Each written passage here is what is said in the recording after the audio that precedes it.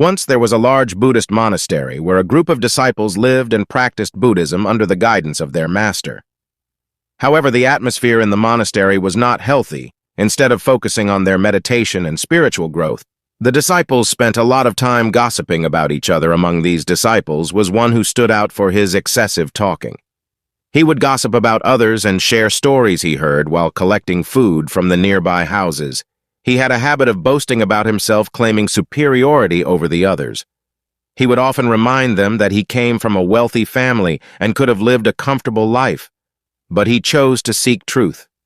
Instead, one day the master decided to test his disciples. He called them together and announced, "Each of you must make a resolution for the next month, something that will test your willpower and determination. If you fail, you can return to your old routine." Each disciple made their resolution, but the one who considered himself superior to all went to the master and said, "Master, I want a resolution that surpasses all others. Please give me something extraordinary."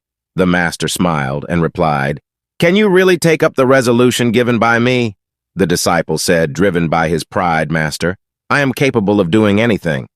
The master again smiled and said, "If that is so, then fine. Remain silent for the next 1 month," the disciple said with arrogance.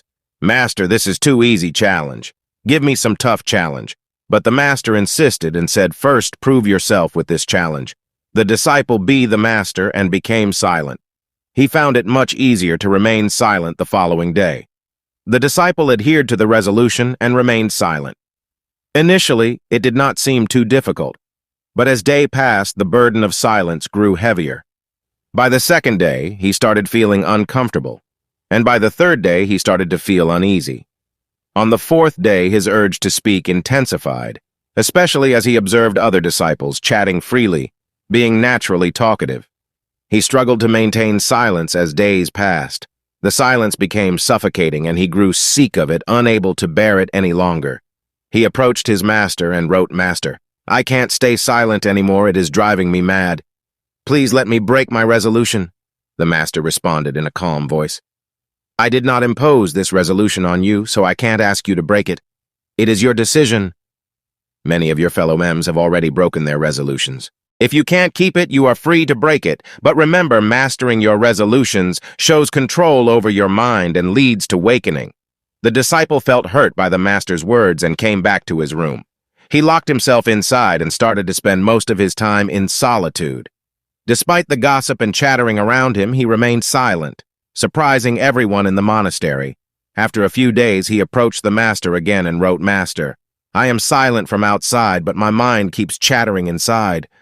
I am struggling with inner thoughts of my mind." The master advised him that as long as he stays in the monastery, the wises of his fellow MEMs would continue to disturb him. Therefore, he should leave to some solitude place. Encouraged by this advice, the disciple left the monastery and went to the nearby forest. As a month passed by, the disciple's resolution period came to an end. But surprisingly, he did not return to the monastery. This caused worry among the other disciples. They worried that he might have fallen prey to wild animals while wandering in the forest. However, the master remained optimistic. He felt there was a deeper reason behind the disciple's decision to stay away from the monastery. 2 months passed, but the disciple did not return. The whole monastery lost hope, believing that he had been eaten by wild animals. Even after 3 months, there was no news of him. Slowly, they began to forget about him. Then one day, suddenly, the disciple returned to the monastery. This caused a lot of surprise and joy to everyone in the monastery. However, he seemed different now. There was a remarkable calmness and peace about him that had not been there before. Excitedly, the other Mons surrounded him and started questioning him. They noticed that he no longer seemed as impatient or talkative as before. His words flowed smoothly and sweetly after chatting with the fellow. The disciple approached the master, bowed down to him and asked, "Master, am I still silent? Is my resolution still on?" The master looked at him carefully and replied, "Yes, you are still silent. Your resolution is still on." The other disciples were taken back and asked, "Master, he's talking to you. How can you say that his resolution of silence is still on?" The master calmly explained, "Yes, he's speaking, but from inside his mind is completely silent. That's why I say his resolution is still on." Then the master turned to the disciple and inquired about his journey of the past 3 months. The disciple began to share, Master. When I left the monastery, I appeared silent, but my mind was constantly thinking. I hoped that the deep forest would help to quiet my mind, but my attempts only made it more restless. Eventually, I stopped trying to forcefully control my thoughts and started observing my mind without judgment. Slowly and slowly, my mind began to calm down, and the restlessness started to fade away. I started to realize my past mistakes, like gossiping about others, considering myself superior to others, and talking unnecessary as I was observing my mind. My mind was becoming free of impurities. As I delved deep into my mind and carefully watched every thought that arose, I noticed something significant happening. The constant chatter in my mind started to quiet on, bringing a sense of calmness and peace. Gradually, my mind became empty, and I lived in the present moment, experiencing true silence and peace. Then suddenly I started to fear losing these moments, but then I realized that fear itself was just a thought of mind, and I am not mind, I am the observer. Then looking at his master gratefully, he said, Master, all thanks to your guidance that I attained this peaceful state of mind. The master blessed him and then addressed all the other disciples and said, You see, I always told you that forcefully quieting the mind is not the answer, but by becoming a witness to our thoughts, we can naturally cue the mind. Over time and stop, it's chattering.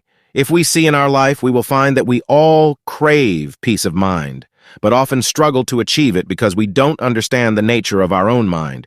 We try to control our thoughts forcefully, not realizing that this only makes our mind more restless. But when we start to watch our mind's activities, it starts to calm down.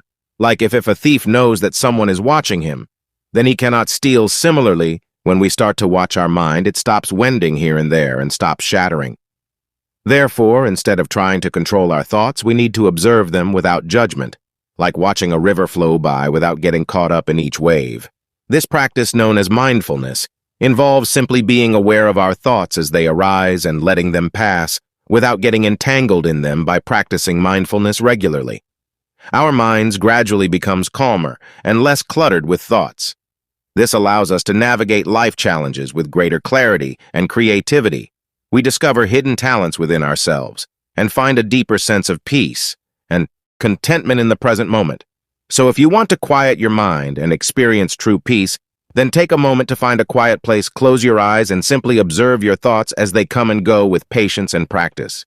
You will find that your mind naturally becomes more serene, and you will uncover a new sense of tranquility in your life. Friends, that's all in today's video. If you liked the video, then like, comment, and share the video.